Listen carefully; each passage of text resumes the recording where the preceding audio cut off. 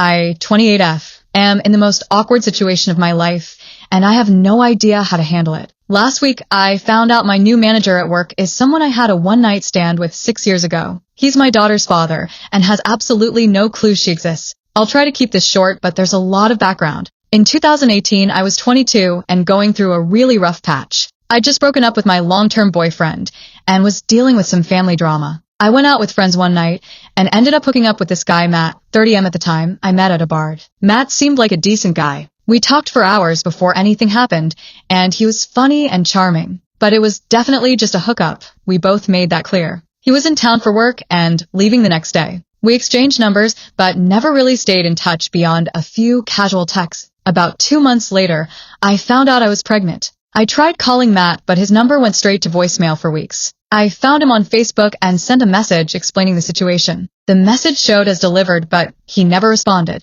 I waited a month and sent another message. Same thing. I was young, scared, and figured he was ignoring me on purpose. I didn't have his last name or know where he worked. His Facebook profile was pretty bare. I made the decision to keep the baby and raise her on my own.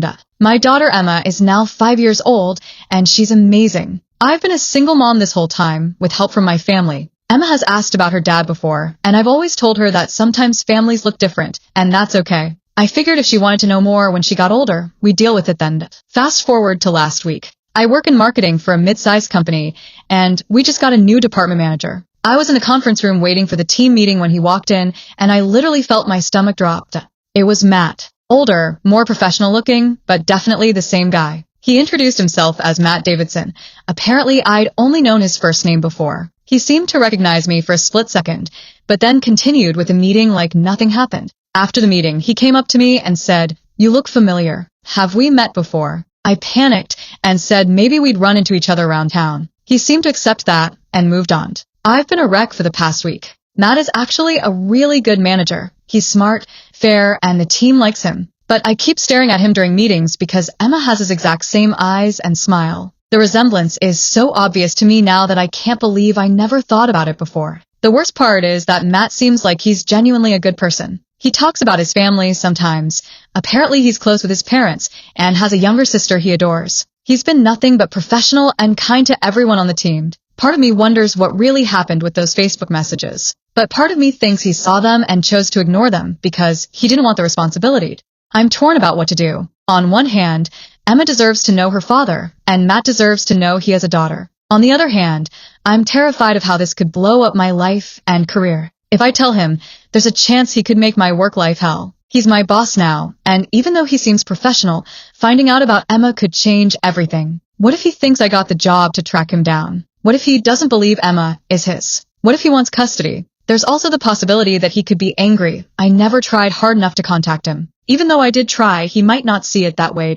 But keeping it secret feels wrong too. Every time he talks about family or mentions wanting kids someday, I feel sick. Emma is starting to ask more questions about her dad, and I don't know how much longer I can keep giving her vague answers. I also keep thinking about what would happen if Emma ever found out I had the chance to tell her father about her, and didn't. Would she hate me for keeping them apart? My mom thinks I should tell him, but away from work. She says Emma has a right to know her father, and he has a right to know about her. My sister thinks I should leave it alone since it's been 6 years, and my life is stable now. My best friend thinks I should get a lawyer first to protect myself, which honestly hadn't even occurred to me, but now has me even more worried. I don't know what's right. I've built a good life for me and Emma, and I'm scared of messing that up. But I also feel like I'm lying every day at work. Has anyone been in a similar situation? How do you tell someone they have a child they don't know about? And how do you handle it when that person is your boss? I'm completely lost here, and could really use some advice. Update 4 days later. Well, the decision was taken out of my hands in the most unexpected way possible. Thank you to everyone who responded. I was still trying to figure out how to approach Matt when something happened that changed everything. Yesterday afternoon, I was grabbing coffee in our building's lobby when I ran into Matt coming back from lunch. We made small talk about work stuff, and then he said something that made my blood freeze. You know, I keep thinking I know you from somewhere. It's been bugging me all week. Were you ever on any dating apps? Maybe we matched years ago. I must have looked like I'd seen a ghost because Matt immediately said, "Sorry, that was weird to ask. I just have this nagging feeling we've met before." That's when it hit me. This was my opening. My heart was pounding, but I said, "Actually, we did meet before. About 6 years ago, at Murphy's Bar downtown. You were here for work. Matt's face changed completely. He stared at me for a long moment and then said, "Oh shit. Sarah, right?" I remember now."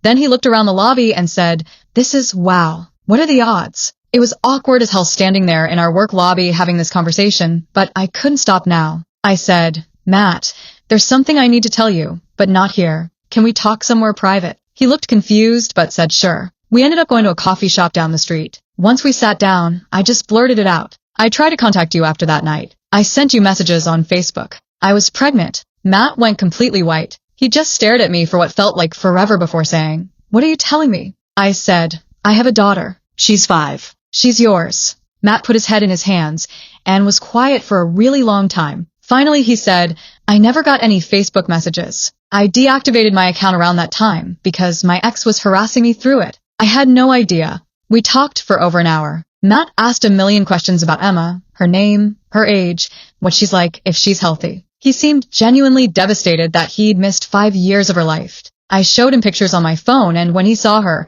he just started crying. He said, "She looks just like my sister did at that age." The hardest part was when he asked why I didn't try harder to find him. I explained that I was 22, scared, and when my messages went unanswered, I assumed he didn't want to be involved. He said he understood, but kept apologizing for not being there. Matt asked if he could meet Emma. I said yes, but that I wanted to prepare her first. He asked if I needed help with money, if I'd been struggling. I told him we'd been okay, but that it hadn't always been easy. When we got back to the office, everything felt surreal. We both tried to act normal, but I kept catching him looking at me during our afternoon meeting. After work, Matt texted me asking if we could talk more soon. He said he couldn't stop thinking about Emma and that he wanted to be part of her life if I'd let him. I'm scared and relieved and anxious all at the same time. Part of me is angry that it took this long, even though it's not really anyone's fault. Part of me is terrified about how this is going to change everything.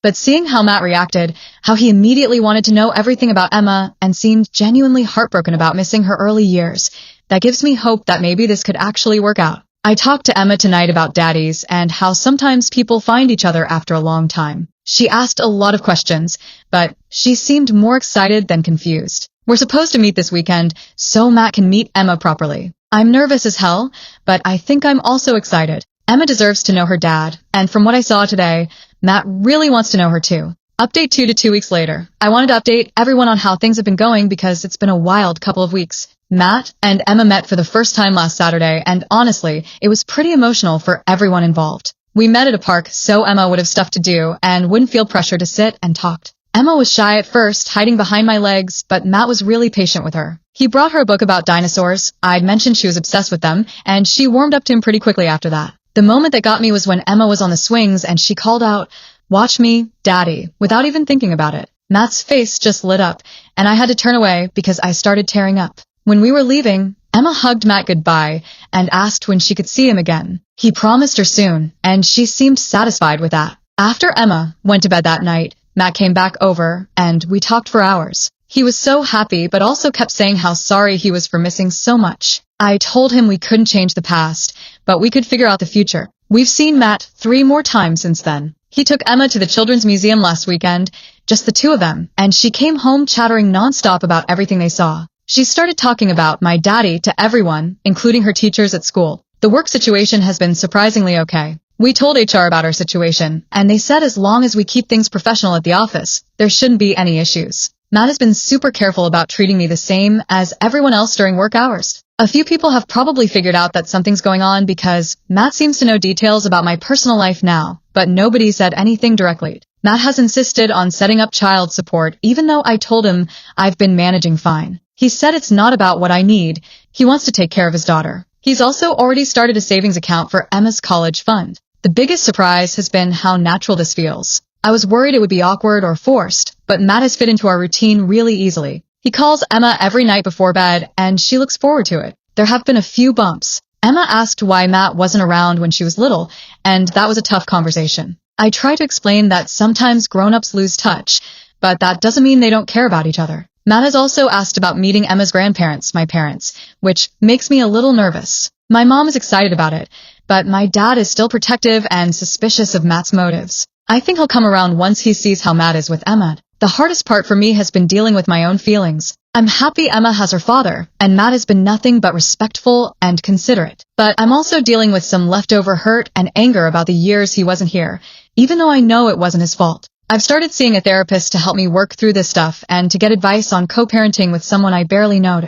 Emma, on the other hand, is handling everything like a champ. Kids are so resilient. She's just happy to have a daddy who wants to spend time with her and read her stories. Matt has also mentioned wanting Emma to meet his family. His parents live a few hours away, and his sister lives here in town. I'm not quite ready for that yet, but I think eventually it would be good for Emma to know she has grandparents and an aunt who want to be part of her life. Overall, I'm cautiously hopeful about how this is all working out. It's definitely complicated, and there are still a lot of things we need to figure out, but Emma is happy, and that's what matters most. Update 3 to 1 month later. Things have gotten more complicated, but also better in some ways.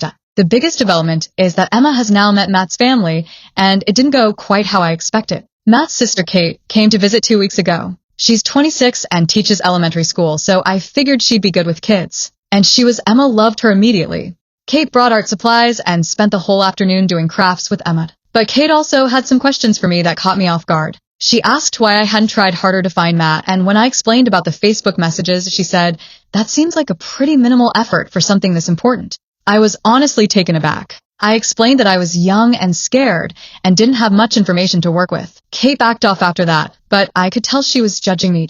Matt's parents came to visit last weekend, and that was even more tense. They're nice people, but his mom made several comments about how they missed out on so much and how things might have been different if they'd known. Emma had a great time with her grandparents, but afterward Matt and I had our first real fight about his family's attitude toward me. I told Matt that I felt like his family was blaming me for the situation, and he said I was being too sensitive. That pissed me off, and I said that I'd done the best I could at 22, and that his family acting like I deliberately kept Emma from them wasn't fair. Matt apologized and said he'd talk to his family about being more understanding, but it made me realize that this co-parenting thing is going to be more complicated than I thought. We've also had some disagreements about parenting decisions. Matt wanted to buy Emma a bike without talking to me first, and I had to explain that we need to discuss big purchases and decisions together. He was frustrated because he said he just wanted to do something nice for his daughter. I get that he's trying to make up for lost time, but Emma doesn't need him to be the fun parent who buys her everything. She needs consistency and boundaries.